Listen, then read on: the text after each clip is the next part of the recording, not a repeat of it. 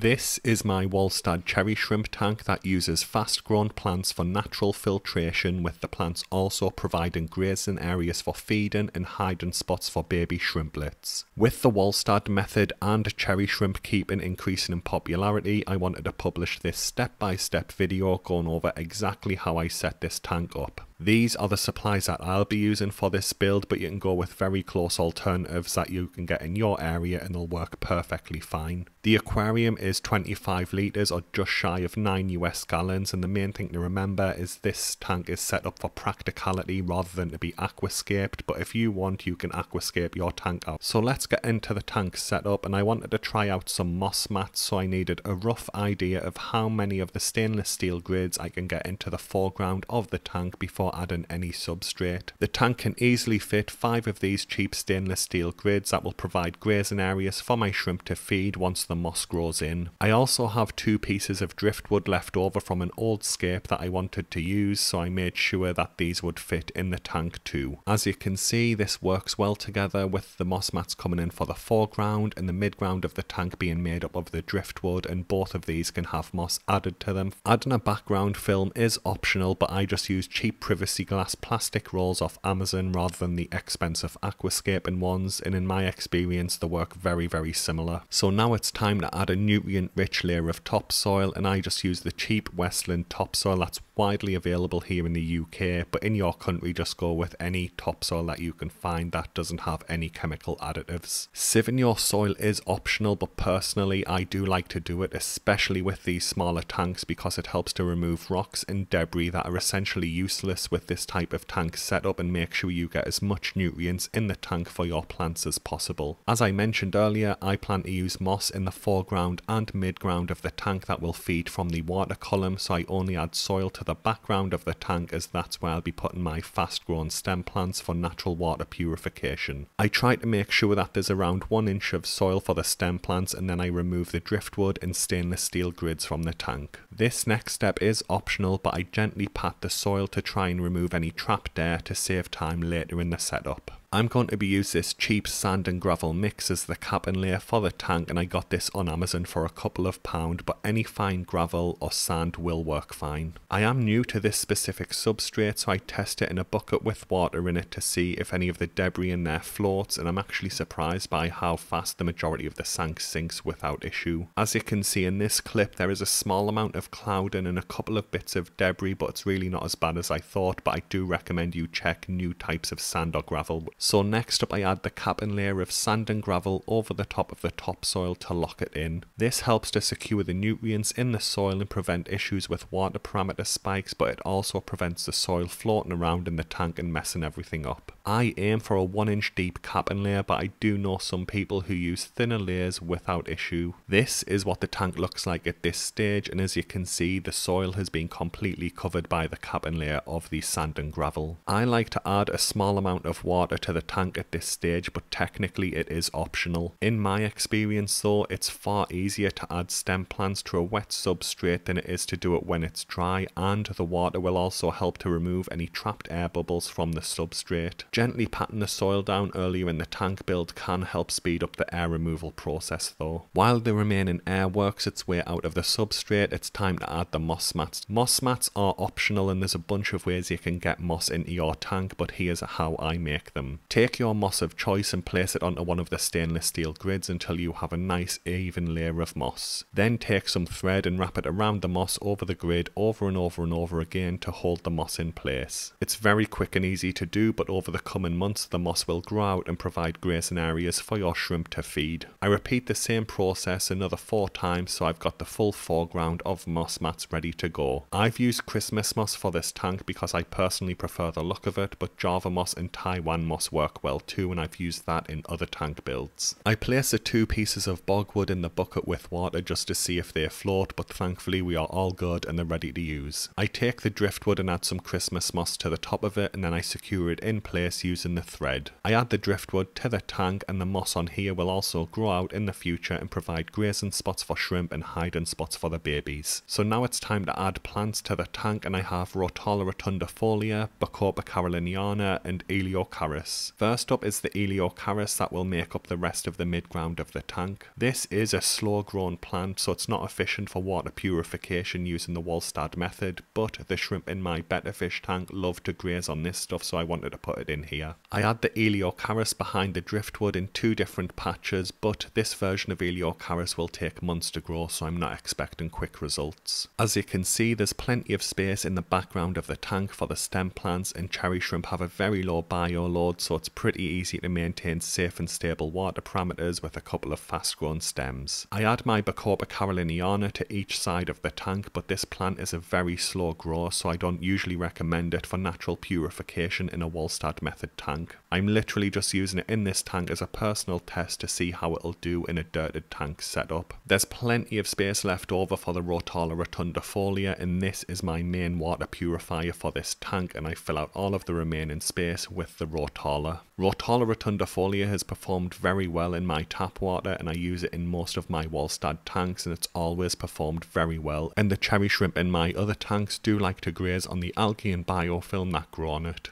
So now it's time to fill the tank with water, so I add some tap water conditioner to my water bucket to remove chlorine, chloramines and any heavy metals that may cause problems. Take care to avoid disturbing your capping layer of sand and gravel when filling your tank, and you can add some kitchen roll to take the force from the water if needed. I have a bunch of different aquarium accessories I can choose from for this tank, but I opt for a cheap light and heater for the tank. The light is an Aqua LED light that I've used to grow Rotala Rotundifolia before, so I know that it'll work well. It's definitely not the most powerful light, but it's easily powerful enough for all of the plants in this tank. Heaters are optional for most people, as cherry shrimp can live at room temperature, but I initially added one for this tank. I also added a cheap USB pump to add some water flow to the tank to help move the nutrients around in the aquarium. At this stage, it's totally normal for you to have debris and plant matter floating on the surface of your aquarium, but it's pretty easy to remove with some kitchen roll. Then I add some Salvinia floating plants to the surface of the tank to help with the natural purification, and this is another great plant for this type of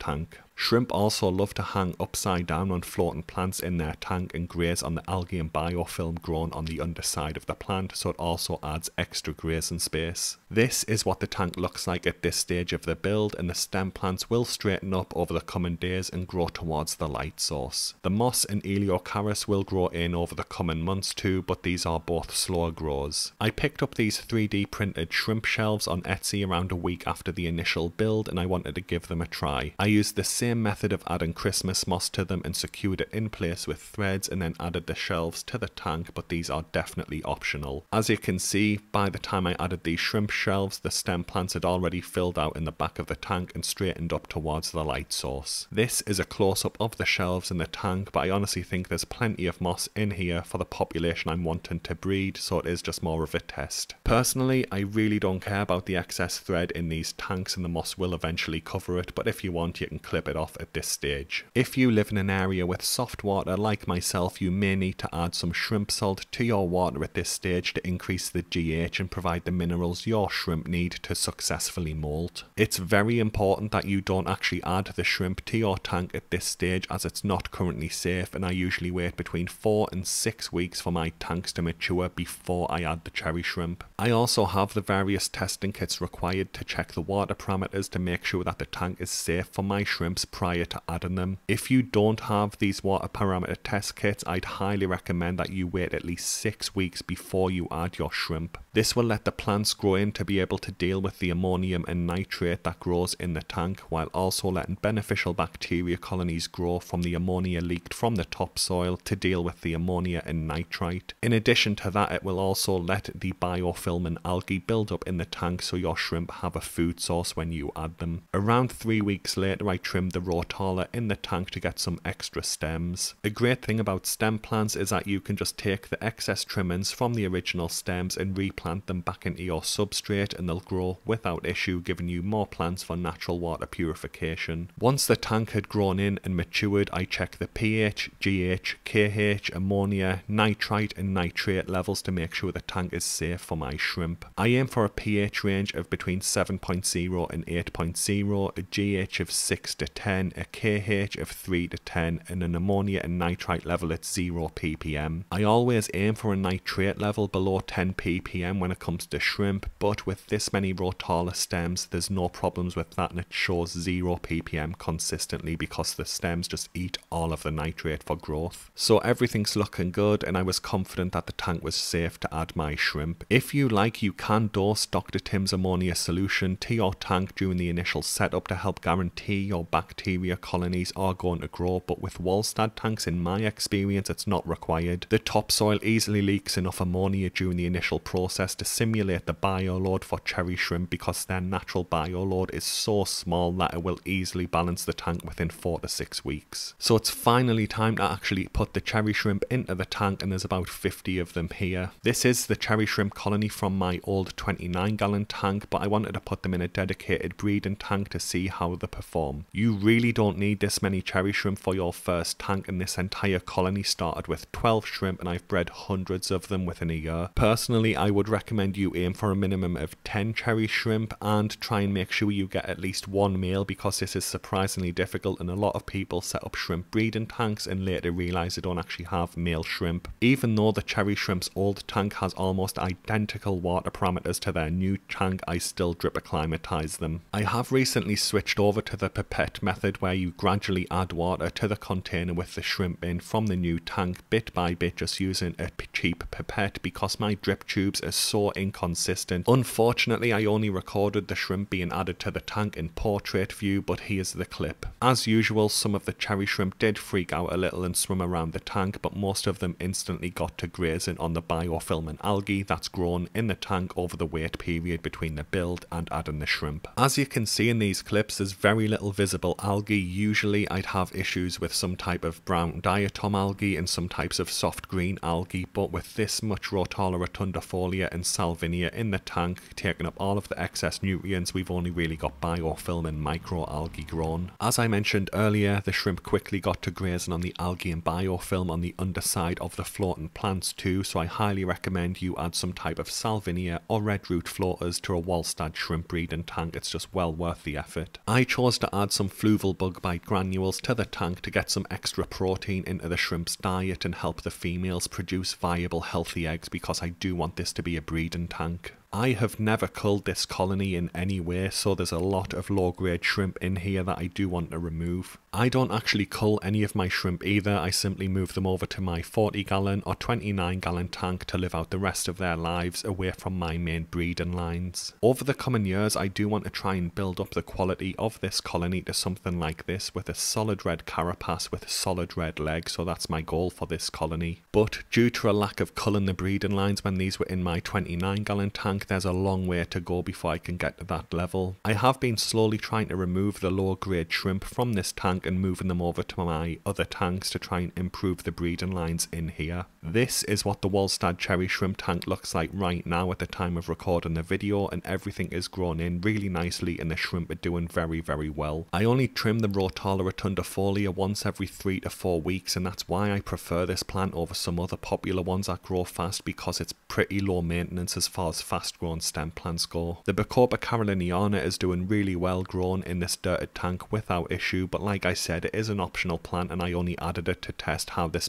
specific plant would do in a dirted tank. The Eleocharis is doing well, it's got a nice green colour to it, but it is grown slow, but that's to be expected with this specific plant. My Christmas moss is actually growing a little faster than I expected, so I am happy with how much growth it's seen in the last couple of weeks, and my shrimp are constantly grazing on it. As expected, my Salvinia is just growing at a crazy fast speed, and I remove an insane amount of this every single week, and then the next week it's just covering the surface again. You may be able to notice that the water has a slightly green tint to it, but I'm pretty sure this is just filamentous algae grown in the water column and it's not really an issue for shrimp tanks at all. I removed the heater and air pump from the tank a few weeks back now, as I just don't think they're needed, but I will re-add a heater in the winter months if needed, but cherry shrimp should be able to survive through the winter at room temperature. I have upgraded the light to a cheap Ciora light that has a built-in timer, because the Aqua LED light that I was using is manual and I kept forgetting to turn it off and on. With this one, everything's automated. I have seen a bunch of buried females in this tank already, so I'm expecting baby shrimp very soon, and there's a ton of saddled females in here that are starting to produce their eggs, so hopefully this colony is going to go really well. That brings the video to an end, guys. I hope you found it helpful, and as you can see, my shrimp seem to be really loving this tank and they've already started to breed. Thanks for watching and have a good day.